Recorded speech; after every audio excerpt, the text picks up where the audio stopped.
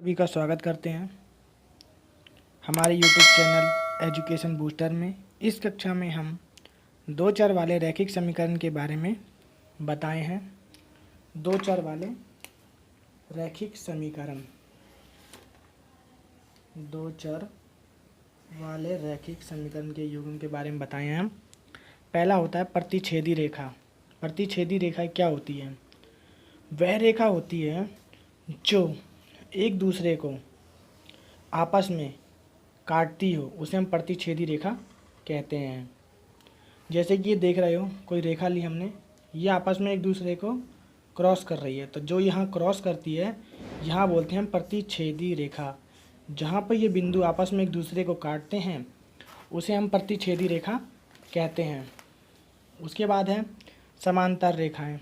समांतर रेखाएं क्या होती हैं? समांतर रेखाएं वे रेखाएं होती हैं जिसकी जो भुजाएं होती हैं वो हमेशा समान गति से गमन करती हैं या चलती हैं। जैसे कि हमने रेल की पटरी देखी है, वह हमेशा एक ही रेखा में होती है। जैसे ये देख रहे हो आप, जैसे कि दोनों एक रेखा में, ये आपस में कभी एक दूसरे को काटती नहीं है। अब हम बात करने वाले हैं समानुपाती रेखा। समानुपाती रेखाएं वे रेखाएं होती हैं जो एक ही रेखा पर बार बार चल रही होती हैं।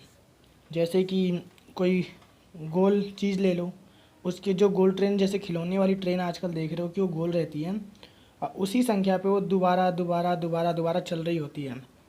तो ऐसे ही तो समानुपाती रेखा में जो क्या होता है कि जो रेखाएं होती हैं उसमें एक के ऊपर ही दूसरी रेखाएं चल रही होती हैं। अब हम रेखा की पहचान कैसे करेंगे कि कौन सी रेखा कैसी है? रेखा की पहचान, अब हमें कैसे पता पड़ेगा कौन सी रेखाएं हैं? पहले हमने ये चार्ट आप बना सकते हैं, क्योंकि ये चार्ट इम्पोर्टेंट है, क्योंकि ये 3.2 में सबसे ज़्यादा इसी का प्रयोग है।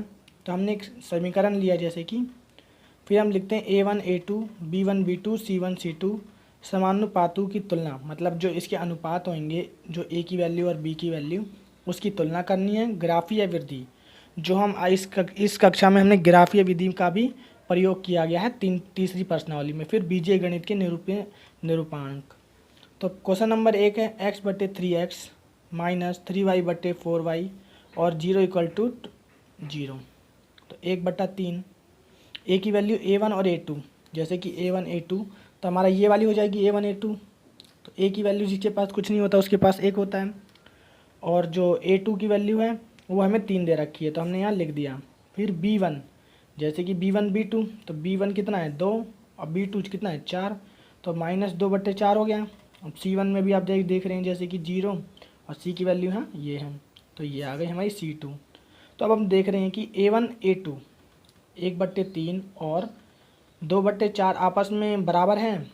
नहीं है। तो मतलब A1 = B1 B2, तो ये हमारी होंगी प्रतिच्छेदी रेखाएं। जब A1 A2 B1 B2 ना होती हैं तो हमारी प्रतिच्छेदी रेखाएं होती हैं। केवल इसका एक ही हल होता है, ठीक है?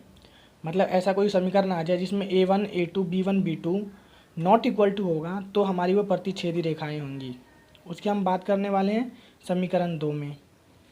तो 2x + 3y = 9 और 4x + 6y = जैसे कि मैंने इसमें अपने बताया था A1 A2 B1 B2, तो इसमें A1 A2 और B1, तो A1 कितना हो जाएगा 2 और A2 कितना हो जाएगा 4।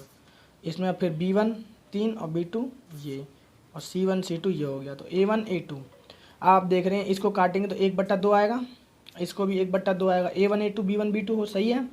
अब C की करेंगे, C को हम जब 9 को काटते हैं तो एक बार में आ जाएगा, 9 दूनी 18। तो A1 A2 B1 B2 C1 C2 ये तीनों एक दूसरे से समानुपाती हैं, तो ये हो जाएगी हमारी समानुपाती रेखाएं। इसके अपरिमित रूप से अनेकों हल होंगे। अनेकों हल मतलब कि ये वाली रेखाएं होगी जिसके ऊपर हम कितनी चाहें उतनी रेखाएं, मतलब जितने चाहें उतने समीकरण या कोण बना सकते हैं। उसके बाद करने वाले हम तीसरी इक्वेशन की, x + 2y = 4 समीकरण 1 है ये, और 2x + 4y = -12 समीकरण 2 है हमारा ये। तो 1/2, जैसे कि मैंने आपको बता रखा है A1 और B1 के बारे में, ये हमने लिख दिया A1 A1 B1 B2 C1 C2।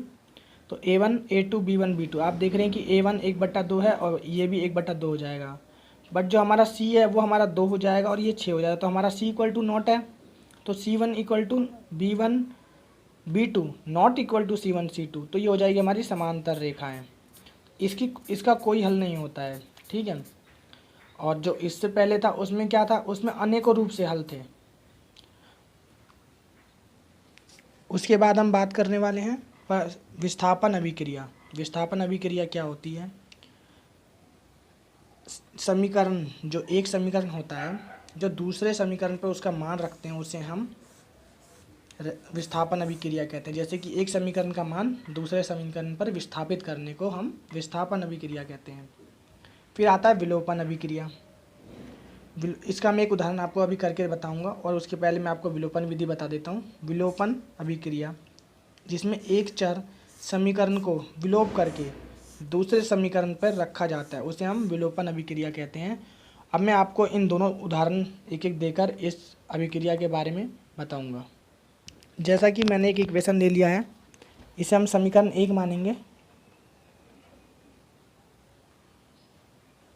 और इसे समीकरण हम 2 मानेंगे।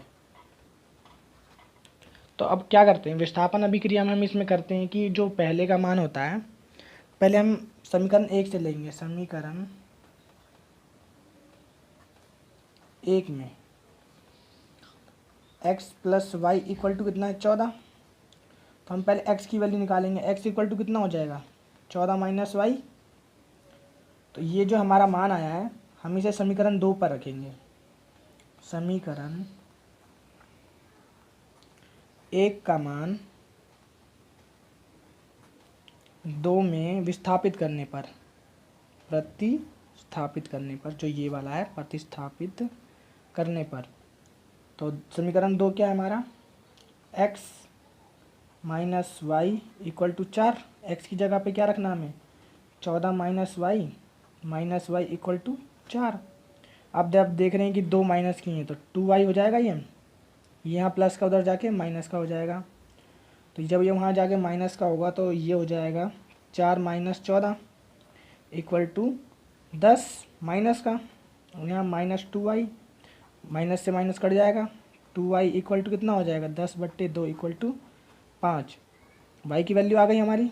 अब यहाँ कर लेते हैं क्योंकि जगह थोड़ी कम है। तो जब y की वैल्यू आ गई, y इक्वल टू कितना है, 5। अब y का मान समीकरण 1 में रख दो। अब 1 में रखने पर तो समीकरण 1 क्या है, x plus Y equal to 14। तो x की वैल्यू, x प्लस वाई की वैल्यू कितनी है, 5 इक्वल टू 14। तो x इक्वल टू कितनी हो जाएगी, 14 माइनस 5, x इक्वल टू 9। तो हमें x की वैल्यू पता पड़ गई 9, और y की वैल्यू इक्वल टू 5। जैसा कि हम देख रहे हैं कि दोनों की हमें वैल्यू पता पड़ गई थी। ये हमें प्रतिस्थापन विधि क्रिया से करते हैं। अब हम उसके बारे में बताने जा रहे हैं विलोपन अभिक्रिया। इसी उदाहरण को हम ले सकते हैं, जैसे कि x plus Y equal to 14 और x minus Y equal to 4। तो हम इसमें कर सकते हैं, जो एक का मान है, तो इसमें से हम देख रहे हैं दोनों चीज़ इसमें सेम है। इसमें करना होता है किसी एक संख्या को बराबर करना होता है। देख रहे हो कि दोनों में x कॉमन है, तो x plus Y equal to 14 और x minus Y equal to 4। तो देखो समीकरण 1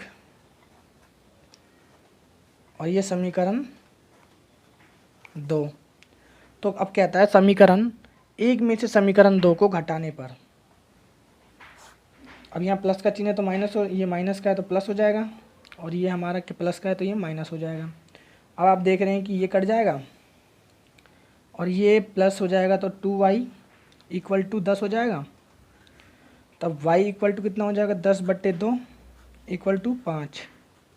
अब हम देख रहे हैं जैसे कि, तो y की मान आ गया। तो y का मान, अब y का मान इन दोनों समीकरण में से किसी भी समीकरण पर अब y का मान रख दो।